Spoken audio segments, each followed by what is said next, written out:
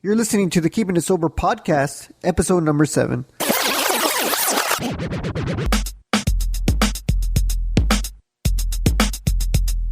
And now for that crazy guy doing a podcast from his parents' basement, here's Jaime Valdez.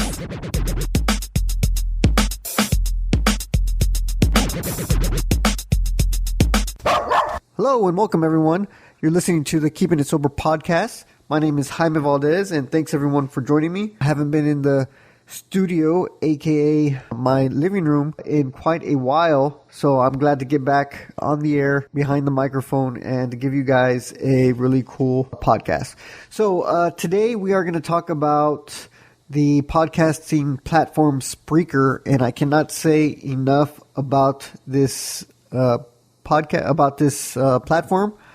It is totally free all the way up to $100 a month plans. You do not need the $100 a month plan, and I'm not trying to sell you anything, but it's pretty cool. So we're going to talk about Spreaker. We're going to talk about decision making in sobriety. You can reach me on Twitter at the Recovering Podcast at Keeping It Sober.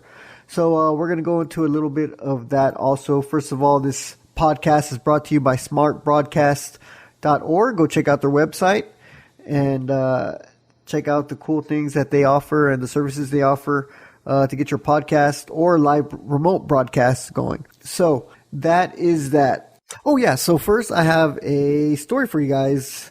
I am a broadcast engineer for a university in San Antonio, Texas, and I'm a broadcast engineer for their football department.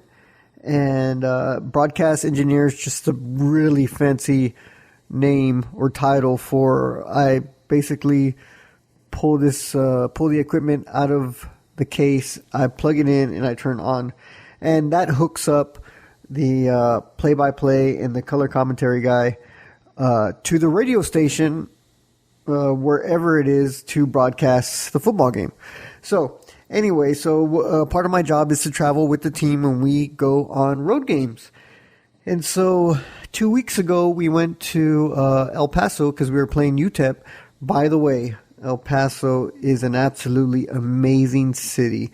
You know, you think El Paso, Texas, and it's a border town, and you could literally see another country, miles and miles away. Well, not that very many miles away. We were pretty close to the border. You can literally look to your left and, see Mexico, another country, and it's pretty cool. And I just had, living in South Texas, living in San Antonio my entire life. I just had this notion, this idea in my head of El Paso, and it was just, just kind of like a cowboy town with bars, and still with bars with the little doors, those swing doors that you go in, and there's dirt floors and nothing to see there. And boy, was I really, really wrong. It is such a unique and special town, and it's really, really beautiful, and it's surrounded by mountains. And the college and the stadium was absolutely electric. It's probably the best college setting that I've gone to play a football game, and it's really, really nice. And it's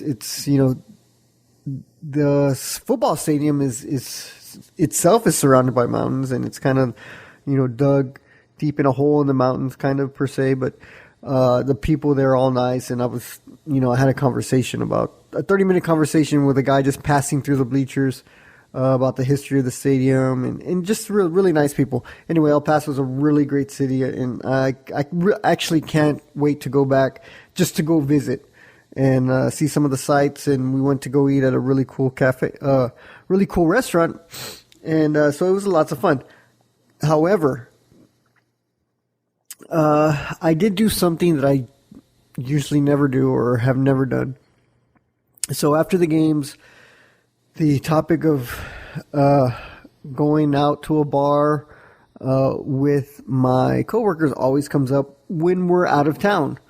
And so I'm usually mindful of this, and I'm usually, ready for a quick answer of no. And Some of the no's have been because I'm legitimately tired after these football games. They end around 10:30, and I just want to go back to the hotel when we're on the road and go to sleep. And others have been because, no, I kind of feel kind of weird and don't really feel comfortable going to a bar, sobriety-wise and stuff like that. So, either way, I'm going to say no.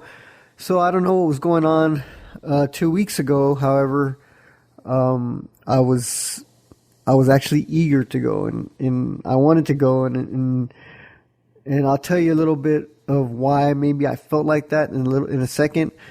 But I went ahead and went with my two coworkers to a little dive bar, pretty close to the hotel. We walked a couple of blocks. So, I was up for it. I told the guys know I don't drink. They don't know why I don't drink, but they know I don't drink. So we went to the bar, and it was fun. It was fun and exciting for about 10 minutes. And it was really early, and the night crowd had really not gotten in there yet. However, it was, we sat at the bar. I love people watching, and there's just some really interesting cats that walked in there, and it's kind of like, I'm building this story in my head when I'm looking at this guy that, has like a Carlitos Way beard, and he kind of has that dark hair, and he's wearing this like, sports jacket and tie and all dressed up, and has two ladies with him, and he's, calling the shots at the bar, and I'm thinking like, oh, big time drug dealer, he just came over, and I don't know, I'm just making up all these stories. It's just so funny, and it's probably the exact opposite. It's probably the only suit he owns. But and you see people like that, and there was just some really interesting people. Another guy with this, I don't know, guy around his 40s, real nice Tony Montana, suit on, with a couple of girls, and he's at the other end of the bar, and it's funny because he had this really weird haircut, and that's what caught my attention. And it's like, he had like this taper, but it was a taper with like a zero that he used. So like his whole taper was like shaved with with the clippers. Instead of putting a guard like 1, 2, or 3, it was tapered with a zero. And so he had this like distinguishing taper. It was just funny. It was just weird. So anyway, so I'm doing this for about, 5-10 minutes. And so, the bartender who's, working her tips, keeps on asking me if I, what I want to drink and why I'm not drinking. In about the third, fourth time, it kind of starts getting on my nerves. So either way, me and the guys are talking, and it's, we're just having a good time. But then I start getting kind of like, I really don't need to be here, and my mind starts going to how it used to be when I used to go to bars, and then I'm like freaking out. I'm thinking about texting my sponsor, or texting another guy that's kind of my mentor. Hey, I'm in a situation, I'm at a bar. I kind of feel weird.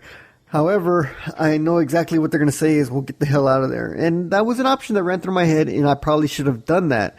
However, the stubborn me kind of sticks it out. No, I can do it. Well, nothing happened. The guys, I forgot that I'm here thinking that we're going to be there until 2, 3 in the morning, and we're going to shut it down. And so I'm thinking like, oh my God, I have like 8 hours more to be here with these guys, and we're not going to leave till like 3 in the morning. And I forgot that I'm with like normal drinkers. They had 2 drinks and we left. And so that kind of saved me that I was with those guys. Now, if I was with the old crew that I used to hang out with, yeah, I would have been definitely in trouble in a spot where I shouldn't have been at, a situation I shouldn't have been at. However, I completely forgot I'm with like normal people, normal drinkers. They had 2 drinks, they flirted with the bartender, which is a girl, and we left. So, it was just kind of a situation to where I brought it up in a meeting, that week, back in San Antonio, and a couple of guys there were like, what the hell's going on with you? What are you doing? What are you thinking? What's going on? And I'm glad they called me out on it because it was a dumb decision. And I kind of trace it back to, and I'm not going to get into this whole thing because our topic today is decision making.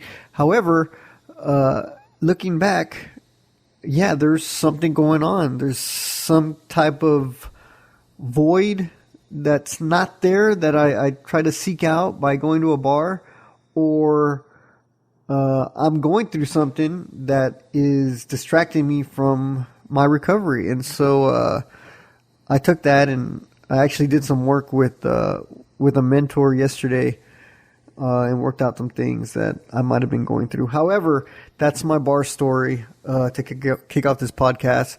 Probably not a good idea, guys. I'm almost 3 years sober. Definitely not a good idea in early recovery. Probably not a good idea at 3 years in recovery, and probably not a good idea at 20 years in recovery.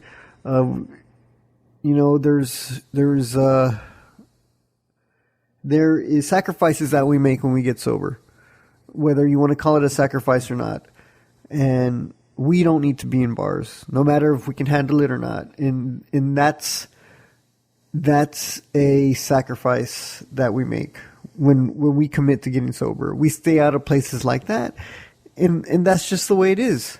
That's on us. We didn't know how to behave before, so now for today only, we don't go to bars. So that's my little bar story to kick off this podcast. Right now, let's go to my Twitter handle at Keeping It Sober. Let's see.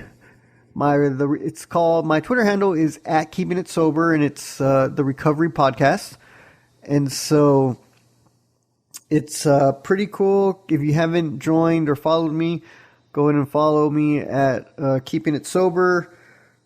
We have one of the guys I like on here, or one of the handles I like on here, is the Addiction Quoter, who is very active on here. Also, there is, let's see, who else do I got? I want to read a couple of these.